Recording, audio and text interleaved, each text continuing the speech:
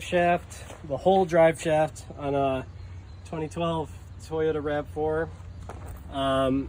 So we're just pulling it out of the box. It had a little bit of damage, but I mean, from the standards of UPS and everything, it's actually not too bad. This is an aftermarket drive shaft, the full thing, front and back.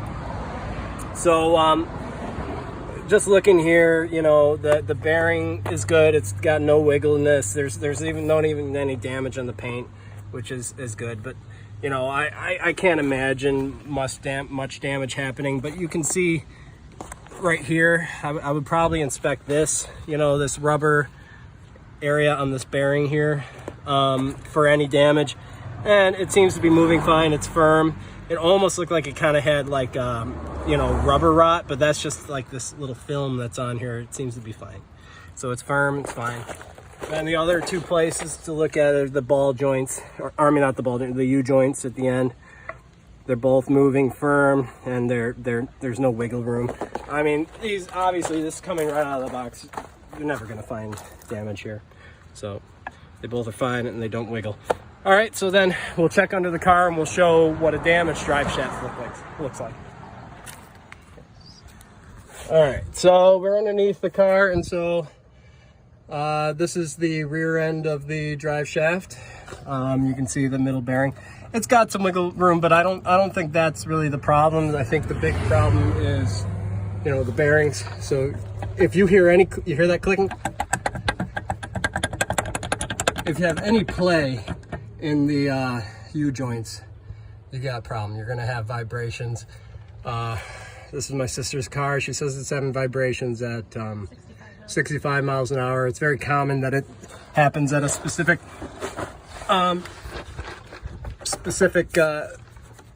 speed.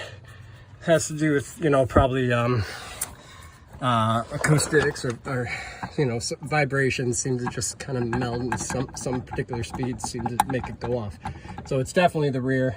I would almost say it's only the rear, but we'll get it off and we'll take a look. But first, I'm going to give a spray of WD-40 or, you know, what's it called, PB Blaster on the nuts, just to make sure the job's easy. But it, you know, as far as cars go, this is pretty nice. Looks nice underneath for being over 100,000 miles. I don't know if this is being overzealous or not, but I've seen this before. You know, you want to match the current rotation, because when you take this off, it can freely spin, especially if both wheels are you know, above the ground. Well, I do have one wheel down and one wheel up. So so you see those two marks, one double mark and one, so you can line it up just how it was when we switch to the next one. All right.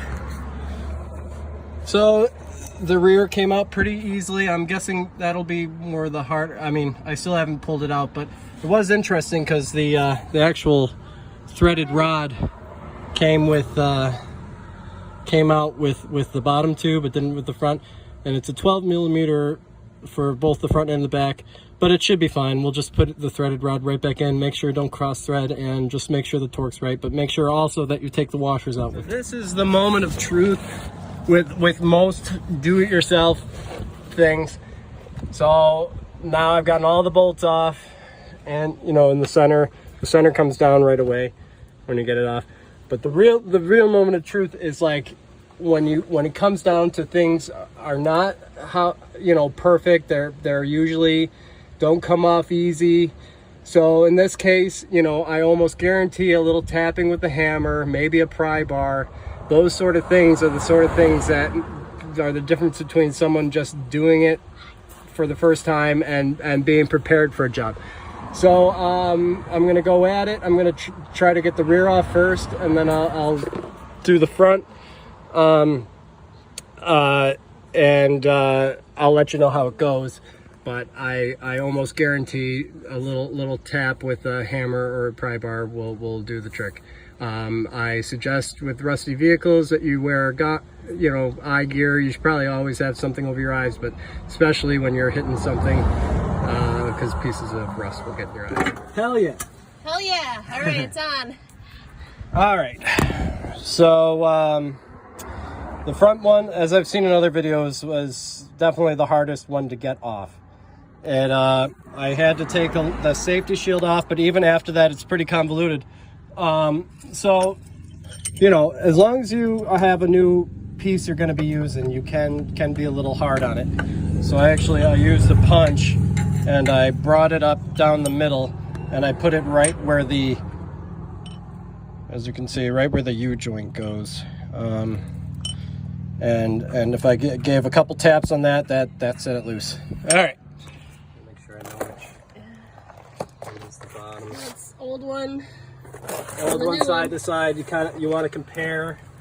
So this is our issue. You can see right there, the U joint has lost, you know, its bearing, and like it's half out. This is your issue.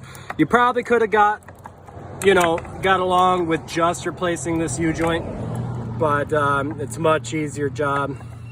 See how much wiggle room that is? You can't have that. Mm-hmm. This is all tight. That's the problem right there. So it's a moving part. This cost what was it, $218 or $280? $218 free shipping. So yeah. At least you had that much, but yep. Still. So might as well go new. Yep. All the way from front to back. All right, so I took no more videos during the actual repair process, but putting it back together is quite simple. Just any little advice about that was that you want to put the front in first before you put the back in, and also the torque for each one is, I believe, 26 foot-pounds for the front and the back, and then 28 foot-pounds for the middle bearing. And then everything goes back on. The whole process of putting everything back on is much easier than the process of not. But just make sure you torque it to the right specs, and that's a relatively easy fix for, you know, something that could be they'll charge you, you know, well over $300 for labor, if not more, for that job. So good luck.